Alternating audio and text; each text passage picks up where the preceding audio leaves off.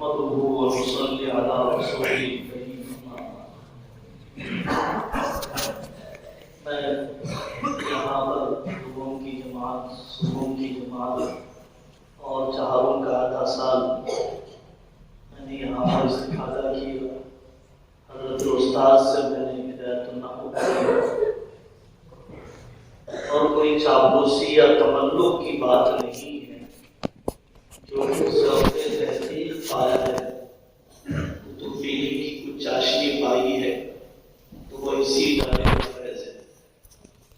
اس موقع پر رسماً یہ جملے کہے جاتے ہیں، لیکن غائبانہ جس احسان مندی کا ہمیشہ احساس رہتا ہے اور الحمدللہ دعا کی توفیق بھی ملتی ہے، اسی کا میں نے آپ سے اظہار کیا. استاد محترم اور مادر علمی میں کسی فرزند کی حاضری اور فرزند کی ہونے والی گفتگو بالکل اسی طریقے سے جس طریقے سے انجمن کے پروگرام ہوتے ہیں، جماعتوں کے فرق کے ساتھ، عمر کے فرق کے ساتھ، مجھے اور آپ کو عطا کرے کہ حقیقی معنی میں احساس ہو جائے کہ بانیان نے اور حضرت الاستاد کے والد محترم رحمت اللہ علیہ رحمت واسعہ اور پورے خانوادے نے اس ادارے کو رسمی طور پر قائم نہیں کیا، روایتی طور پر قائم نہیں کیا. اس لیے آپ انتظامی ڈھانچے کے ایک ایک جزئیے میں اور تعلیماتی شعبے کے ایک ایک فراغ کے اندر اور نظامت والی زندگی کے ایک ایک گوشے میں محسوس کریں گے کہ روایتی انداز کو نہیں اپنایا ہے، رواجی انداز کو نہیں اپنایا ہے. جو بھی آدمی دوسرے اداروں میں جاتا ہے، تقابل کے بغیر، دوسروں کی تنقید کے بغیر جس ادارے میں آدمی پڑھ رہا ہے، اسے اپنے بارے میں انفعیت کا عقیدہ رکھنے پر بھی کما حقہ فائدہ ہوتا ہے. حضرت تھانوی رحمۃ اللہ علیہ فرماتے ہیں کہ آدمی کو اپنے شیخ کے بارے میں انفعیت کا عقیدہ ہونا چاہیے. افضلیت کا علم تو اللہ کی کو ہے، لیکن انفعیت کا عقیدہ جب تک نہیں ہوتا ہے، اس وقت تک ادارے سے دلی وابستگی اور اس وقت تک اپنے اکابر کے ساتھ احسان مندی والا تعلق نہیں ہوتا ہے. اور بقول حضرت علامہ ابو الحسن علی ندوی رحمۃ اللہ علیہ کے کہ جو طالب علم احسان مند رہتا ہے اس کی پرواز کو نہیں روکا جا سکتا. اپنے بارے میں فرماتے تھے کہ میں اپنے اکابر کا احسان مند ہوں، اور انہوں نے زندگیوں کی زندگیاں لکھ دی اپنے اکابر کی. متقدمین کی تو لکھی ہی ہے، معاصرین نے بھی جن سے استفادہ مہینے دو مہینے کے لیے کیا، ان کی سوانح عمری، ان کے ملفوظات حضرت مولانا یعقوب صاحب مجددی رحمت اللہ علیہ بھوپال کے بزرگ تھے، سادے سیدھے قسم کے بزرگ تھے. حضرت علی میاں ندوی رحمت اللہ علیہ، منظور نعمانی رحمت اللہ علیہ نے ان کی کچھ ہی مہینے کے لیے صحبت پائی، لیکن ہماری معلومات کے مطابق جو ذخیرہ حضرت مجددی کے بارے میں محفوظ ہوا وہ حضرت علی میاں ندوی رحمت اللہ علیہ کی تحریر ہے. تو میرے قابل قدر دوستو، ادارے سے احسان مندی کا تعلق، اس ادارے کی بنیاد جو ہم نے عملی طور پر دیکھا اور بعد میں سے کچھ سمجھنے کی کوشش کی، حضرت مولانا قاری محمد طیب صاحب رحمۃ اللہ علیہ نے علماء دیوبند دینی رخ اور مسلکی مزاج کا ایک تتمہ لکھا ہے. اہل سنت و جماعت کے عناصر ترکیبی نام سے حضرت نے اس تتمے میں اس مضمون کو بہت ہی پھیلا کر لکھا کہ اہل سنت و جماعت کے یہاں کتاب اللہ اور رجال اللہ کی جامعیت رہی ہے. اسلام کے اندر کتاب اللہ اور رجال اللہ کی جمعیت رہی ہے۔ شخصیتوں پر اتنا اعتماد کہ کتاب اللہ کو نظر انداز کر دیا جائے، کتاب اللہ سے ایسا تعلق کہ شخصیات کی ترتیب و تشریح کو چھوڑ دیا جائے، یہ بے اعتدالی مذہب اسلام میں یا ایسی بے اعتدالی اہل سنت والجماعت میں نہیں۔ دو لفظ ہیں جو ہمارے اکابر فرمایا کرتے تھے، کتب بینی بھی ہونی چاہیے، کتب بینی بھی ہونی چاہیے۔ حضرت الاستاذ مفتی صاحب رحمۃ اللہ علیہ نے اور حضرت الاستاذ حضرت مولانا عبد الرحمن صاحب دامت برکاتہم نے پڑھنے کے زمانے سے الحمدللہ ہم نے المفصل، میں اپنے زمانے طالب علمی کی باتیں اپنے قریب العمر دوستوں کے ساتھ بطور خاص اس لیے ذکر کر رہا ہوں کہ آدمی ایک ماحول میں رہتا ہے تو اس کو وہ اندازہ نہیں ہوتا جب ملک کے آگے کے مراحل میں، دیگر اداروں میں، دیگر تنظیموں میں، دیگر ممالک میں جاتا ہے تو پھر ما عرف الاسلام الا من عاش الجاہلیہ۔ حضرت عمر رضی اللہ عنہ اپنے بچوں سے فرماتے تھے تمہیں اسلام کی قدر نہیں ہے، ہمیں اسلام کی قدر ہے کہ ہم نے جاہلیت کے دور کو دیکھا ہے۔ تو جو لوگ اس طرح کی دوسری مثالوں کو دیکھ لیتے ہیں تو پھر انہیں اندازہ ہوتا ہے کہ میرے بڑوں نے مجھے کیا کیا ہے۔ ہدایت النحو پڑھنے کے زمانے میں، شرح جامی پڑھنے کے زمانے میں اللہ کے فضل کے بعد اپنے اساتذہ کی رہبری کے نتیجے میں کشف الظنون کا ہم مطالعہ کیا کرتے تھے، المفصل ہمیں دکھائی جاتی تھی، لسان العرب کی برگردانی ہم نے اسی عمر میں کی۔ یہاں پر عالم اسلام کے اخبارات، ملک بھر کے آنے والے رسائل و مجلات، کہاں ادارے ہیں جو اس کی طرف توجہ دیتے ہیں، کہاں ادارے ہیں جو اس کی طرف جیسے اپنی افرادی اور مالی صلاحیت کو لگانا چاہیے اس کی طرف متوجہ ہونے والے بہت کم ہوا کرتے ہیں۔ یہ ادارے کا ہم پر احسان ہے، وہ چاہتا اپنے بجٹ کی بچت کر لیتا، وہ چاہتا اپنے مالیہ کی بوجھ کو کم کر لیتا، اور کل سے یہ احساس ستاتا رہا کہ حضرت الاستاذ کی عمر تو بہت کم ہے اور مسلسل اسفار، بین الاقوامی اسفار اور مدرسے کا انتظامی اور تعلیمی بوجھ اٹھانے کی وجہ سے آدمی کے جسم میں ظاہر ہے کہ جو ضعف، جو اضمحلال آ جانا چاہیے، اگر ہم واقعی راحت پہنچانا چاہتے ہیں تو حقیقت یہ ہے کہ ہم علمی کام کر کے بتانا ہے۔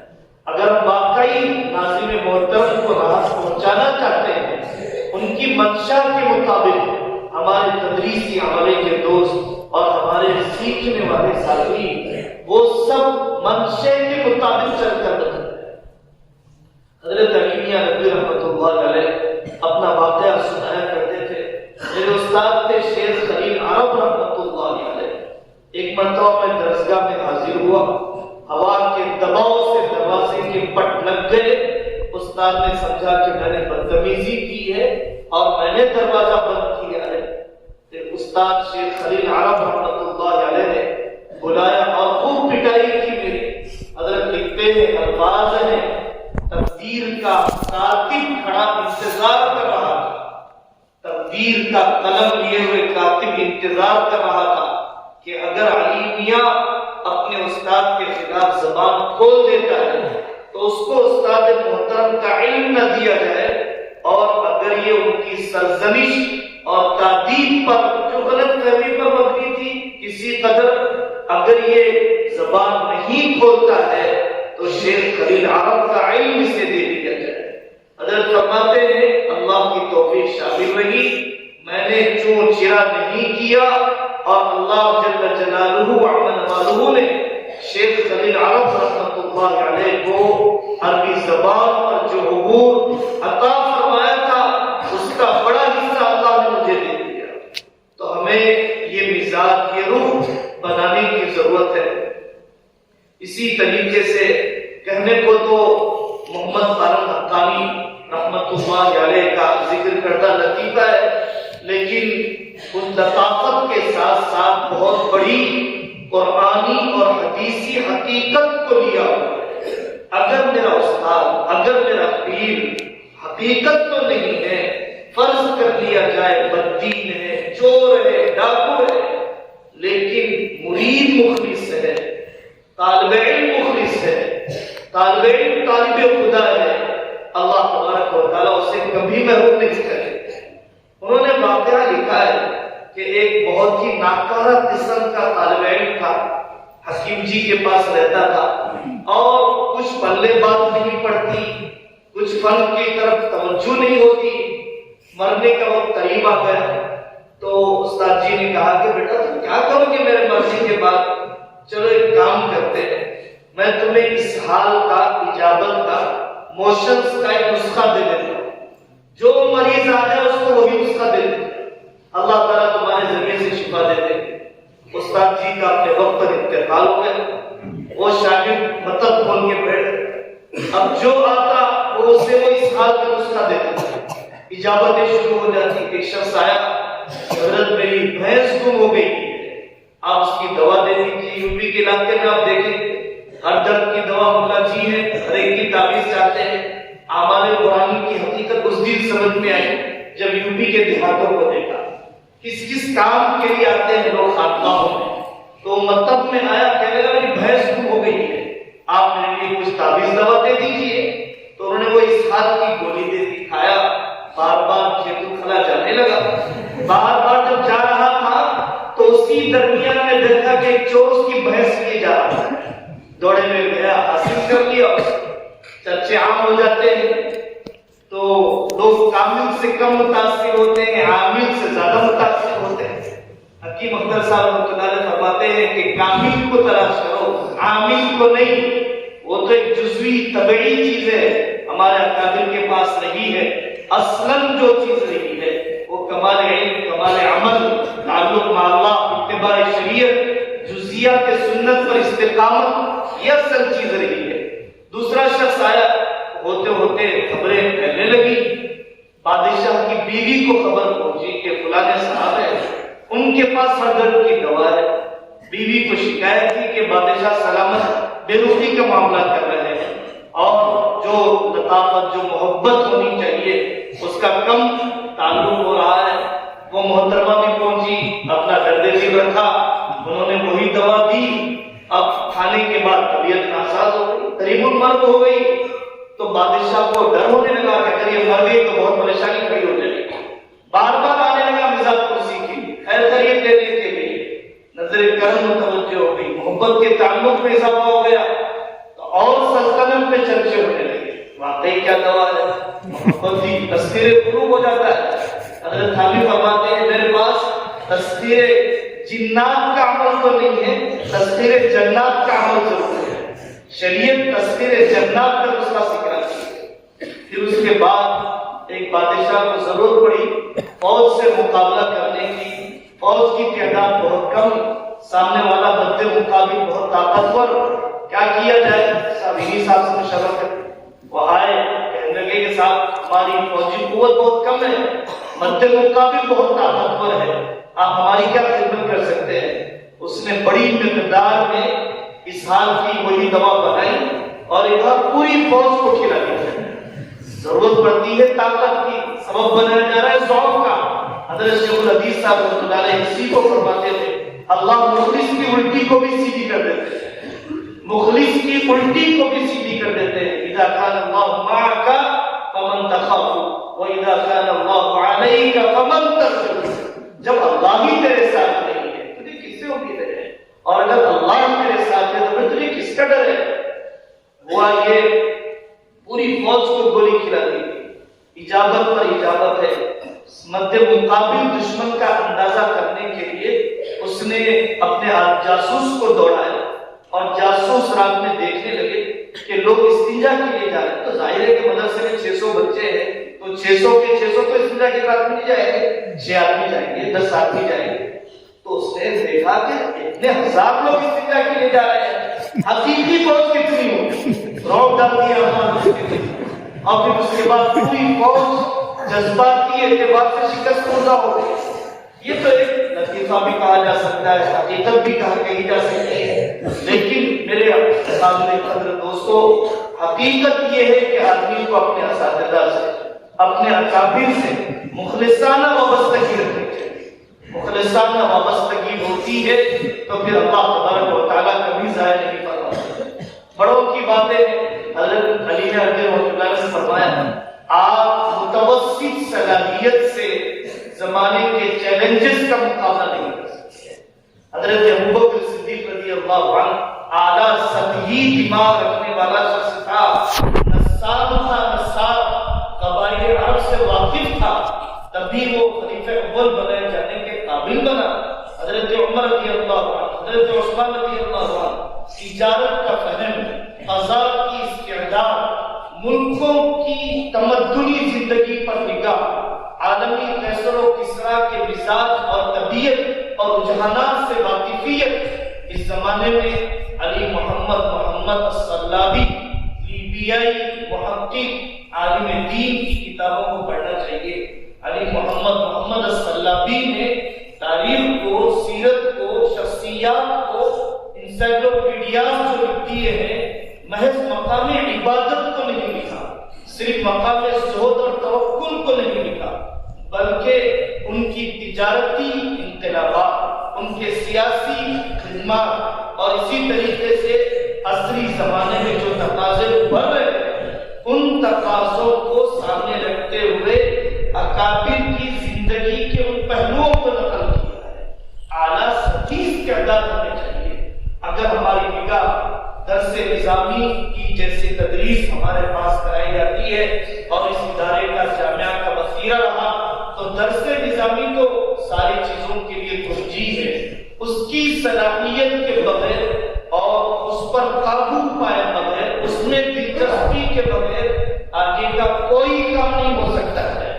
لیکن ہم نصابی سرگرمیاں، خارج نصاب کی جو سرگرمیاں ہیں، وہ سرگرمیاں کہنے کو تو خارج نصاب ہوتی ہے، لیکن اس کو نظر انداز کرنے والا طالب علم گونگا پیدا ہوتا ہے۔ اس کو نظر انداز کرنے والا طالب علم بہت اچھا سامان رکھ کر بھی مارکیٹنگ کی قابل نہیں ہوتا ہے۔ آدمی کی دکان میں کتنا بھی قیمتی سامان ہو، اگر تصویر کا انداز نہیں ہے، مارکیٹنگ کا ہنر نہیں ہے، قیمتی سامان رکھ کر بھی وہ بیچ نہیں سکتا ہے۔ کم استعداد کا عالم ہوتا ہے، کم استعداد کا تبلیغی ہوتا ہے، لیکن قوت گویائی اور اشتہار اور تشہیر کا سلیقہ، ذہن سازی کا ہنر ہوتا ہے، تو پھر وہ اپنے کام کے اندر کامیاب ہوتا ہے، نتائج دیکھتا ہے، افراد مل جاتے ہیں، آگے بڑھتا ہے، حوصلے بلند ہوتے۔ تو ہمیں اعلیٰ سطحی صلاحیت کو منزل بنانا ہے، متوسط قسم کی صلاحیت اور ادنا درجے کی صلاحیت پر ہرگز راضی نہیں ہونا ہے۔ اگر ہمارے اکابر ادنا درجے کی صلاحیت والے ہوتے، حضرت شیخ الہند سبق پڑھاتے، مسلم مدنی رحمۃ اللہ علیہ فرماتے ہیں کہ استاد محترم، ملک کا نقشہ، دنیا کا نقشہ اپنے ہتھیلی پر بنتا ہے۔ فلانا ملک کی سرحد یہاں ختم ہوتی ہے، فلانے ملک کی سرحد یہاں لگتی ہے، فلانے ملک کی معیشت ایسی ہے، فلانے ملک کی قومیت ایسی ہے۔ اگر اس قدر گہری فیصلہ ہوتی اور اس قدر دور اندیش، عاقبت اندیش نہ ہوتے، تو پھر یہ کیا ریشم نما کی تحریک پاگلوں کی جنت ہوا کرتی؟ ایسے ہی احمقانہ قسم کا خواب ہوتا اگر آدمی صرف سطحی طور پر بھی ریشم نما کے خواب کو دیکھتے۔ کیا گاندھی نے ابو المحاسن سجاد رحمۃ اللہ علیہ کو، حضرت مولانا ابو الکلام آزاد رحمۃ اللہ علیہ کو یوں ہی اپنے ساتھ بیٹھنے پر راضی ہو گئے تھے؟ امبیڈکر یوں ہی حسین مدنی رحمۃ اللہ علیہ کو منہ لگانے کے قابل سمجھتا تھا، بلکہ ان کے مشوروں کے لیے نہرو وزیر اعظم بار بار کیوں آتا تھا؟ دن میں 2 مرتبہ مولانا ابو الکلام آزاد رحمۃ اللہ علیہ کے پاس حاضری شخص کی ہوا کرتی تھی، تدبیر مملکت کے سلسلے میں مشورہ کرنے کے لیے۔ یہ کوئی کچھ کر لینے کی باتیں نہیں ہیں، یہ تاریخی حقیقتیں ہیں۔ اگر وہ اکابر تھے، اگر وہ ہمارے اکابر تھے، تو ہم کیا ہیں؟ اگر علماء دیوبند ہیں یا ہم آئندہ کی نسل ہے، تو وہ کون تھے؟ ہماری کیا نسبت ہے ان کے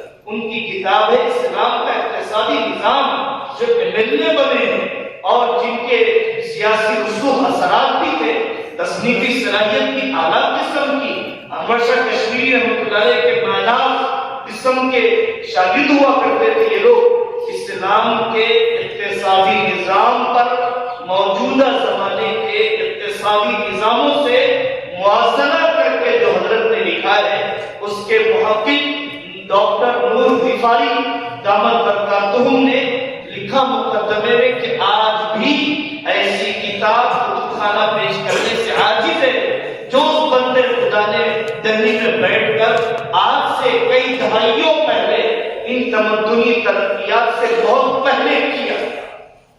کیا ممکن ہے جن کے پاس مکتبۃ الشاملہ نہیں تھا، جن کے پاس اتنی لائبریری نہیں تھی، اور وہاں پر اعلاء السنن بیٹھے ہوئے ظفر احمد تھانوی رحمۃ اللہ علیہ اس طور پر لکھ رہے ہیں کہ موجودہ زمانے کے ہر غیر مقلد کا حدیثی اعتراض، فقہی اعتراض، کسی ایک اسماء و رجال کے رجل پر اعتراض کا دفاع کیا ہے برمو کا حضرت ظفر احمد عثمانی رحمۃ اللہ علیہ، اور وہی شخص جب بنگلہ دیش کی بنیاد رکھی جاتی ہے تو اس کا پہلا پرچم لہرانے کے لیے ظفر احمد عثمانی رحمۃ اللہ علیہ کو بلایا جاتا ہے۔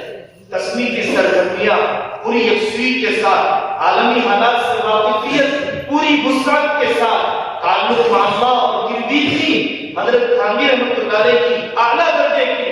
حضرت تھانوی رحمۃ اللہ علیہ جب احکام القرآن لکھوا رہے تھے، احکام القرآن لکھوا رہے تھے، الگ الگ حصے الگ الگ ساتھیوں کو، ادریس صاحب کانگڑوی کو اور حضرت مفتی شفیع صاحب رحمۃ اللہ علیہ کو اور دیگر لوگوں کو تقسیم کروا دیا گیا، اور لیٹے لیٹے بات ذہن میں آ جاتی، کاغذ پہ لکھ لیتے، مل گئے بھائی ایک چیز کو بھی شامل کر دینا، فلانی آیت کے تحت یہ حکم کو بھی شامل کر دینا۔ جب تک ہمیں اپنے مقصد سے دیوانی وابستگی نہیں ہوگی، جنونی وابستگی نہیں ہوگی، غلبہ نہیں ہوگا، اس وقت تک اپنی زندگی میں کوئی کام نہیں کر سکتے۔ ان اساتذہ نے قدیم مثالیں بھی سنا تھا، کسی سے متاثر ہونے کے لیے مرحوم ہونا ضروری نہیں ہے، مقبول ہونے کے لیے مرحوم ہونا ضروری نہیں ہے، مرحومین سے ہم زیادہ متاثر ہو سکتے ہیں محنت کے تسلسل، صفات کے تسلسل کی وجہ سے۔ ان اکابر نے جب پڑھا ہے، اور میرا اللہ جانتا ہے میں یہ تملقاً عرض نہیں کر رہا ہوں، ان اکابر نے جب پڑھا ہے مدارس علوم کے اندر اور دیگر اداروں کے اندر جب پڑھایا ہے، کتب بینی کا جو انہمام ہوا کرتا تھا واقعی اپنے اکابر کی یاد تازہ ہو جائے گا۔ میری ان ساری باتوں کا خلاصہ یہی ہے کہ بہت محنت کی ضرورت ہے، آگے بڑھنے کی ضرورت ہے۔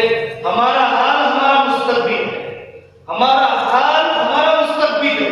ہمارا حال اگر فیسبک کا ہے، آئندہ کا مستقبل بھی چبوتروں پر بیٹھنے کا ہے۔ اگر ہمارا حال فون کی گندی نالیوں میں تیرنے کا ہے، ہمارا مستقبل بھی فون کی نالیاں ہی ہے۔